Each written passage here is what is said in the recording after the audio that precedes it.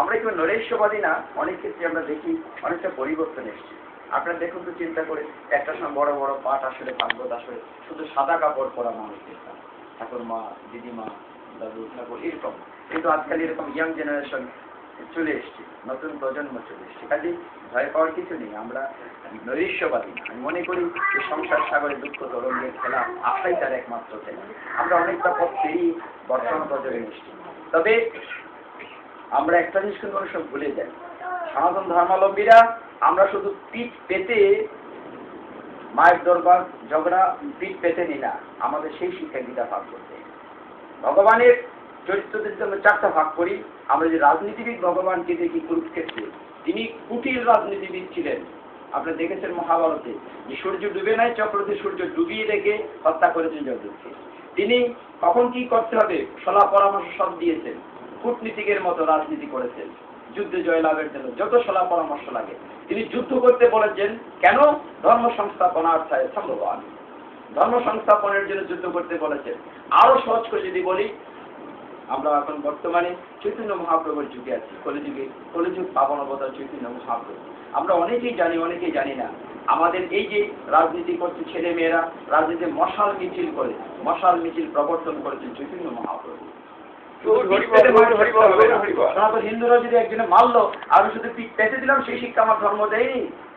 আমার সনাতন ধর্ম কলিযুগ পাবনতম চৈতন্য মহাপ্রভু তিনি এসেছেন বলেই রাধার ভাবনে তিনি কি বলেছেন, আমাদের দেহ রক্ষা করুন।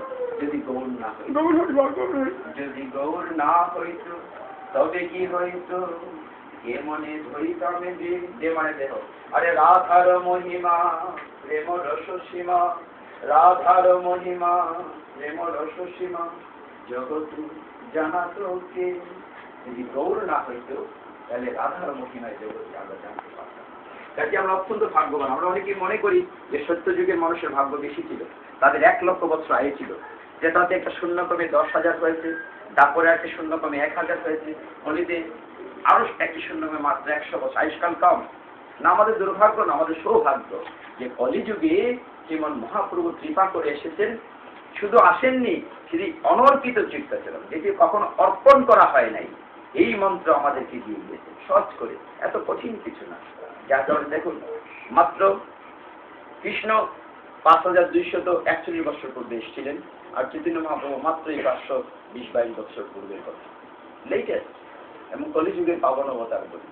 আমরা গীতার শেষ টুকটি উচ্চারণ করবো, যখন ভগবান অর্জুনকে বুঝাতে ছিলেন যে দেখো, তোমাকে এইভাবে থাকতে হবে, আত্মসমর্পণ করতে হবে, আমার ভক্ত হবে, আমার প্রিয় হতে হবে।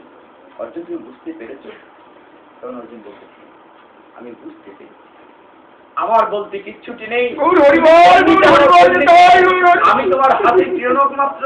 প্রভু, আমি তোমার চরণে আত্মসমর্পিত, তুমি এখন বলো আমাকে কি করতে হবে। তখন শ্রীমদ্ ভগবত গীতার 18 অধ্যায়ে মুখ্য যুগের 66 শ্লোকে গিয়ে ভগবান যে কথাটি বলছেন, অনেকেই বলতে পারেন সেটা আগে বললেও পারতেন। আগে বললে হবে না? আমাদের কি সাংখ্য যুগ, জ্ঞান যুগ, আমাদের কর্মযুগ, ভক্তি যুগ, বিশ্ব দর্শন যুগ, ধাপে ধাপে গীতা অনেকটা মায়ের মতো। গীতা মাতা বলি আমরা। আপনারা অনেকেই শেষে যখন পড়েন, গঙ্গা গীতা পড়েন, সেখানে গীতার নাম করেন মহাত্মা গীত।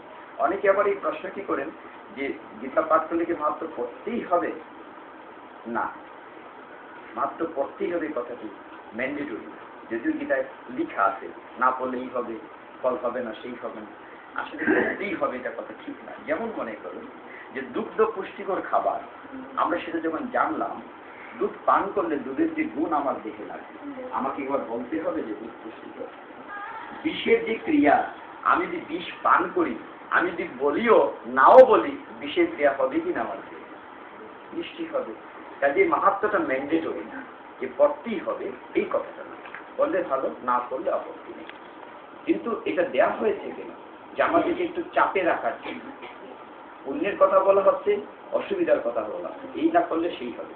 আমরা তো আবার সোজা আঙ্গুলে ঘি ঘটে না, তো এই জন্য আমাদের চাপ সৃষ্টি করা হচ্ছে এই কারণে। তো এটা ম্যান্ডেটরি না।